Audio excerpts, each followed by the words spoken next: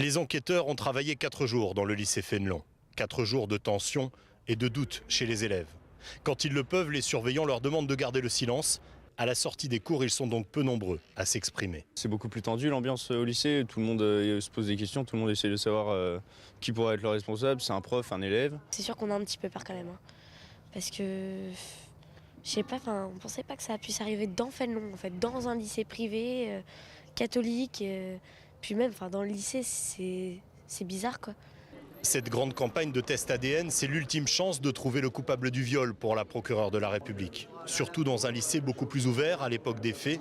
Difficile de lister les entrées et sorties de l'établissement. Si vous me demandez vraiment le listing des gens qui étaient là le 30 septembre, je ne pense pas qu'on peut vous le faire avec précision. On a peut-être 90% des gens, mais peut-être pas plus. Les policiers en charge des tests ont recueilli beaucoup de témoignages. Ils espèrent pouvoir recouper les informations données par des lycéens, notamment. Beaucoup de jeunes se sont manifestés directement auprès des policiers, ont vu qu'ils avaient affaire à des gens comme vous et moi. On n'est pas dans, je dirais, des individus qui sommes donc inaccessibles. Et bien au contraire, ça a ouvert la parole. Et peut-être dans ces paroles, des éléments qui peuvent nous intéresser. Les premiers résultats de cette grande campagne d'analyse ADN seront connus dans 4 à 6 semaines. Et ensuite, ici à La Rochelle, la procureure de la République l'a affirmé, tous les prélèvements ADN négatifs dans cette enquête seront détruits.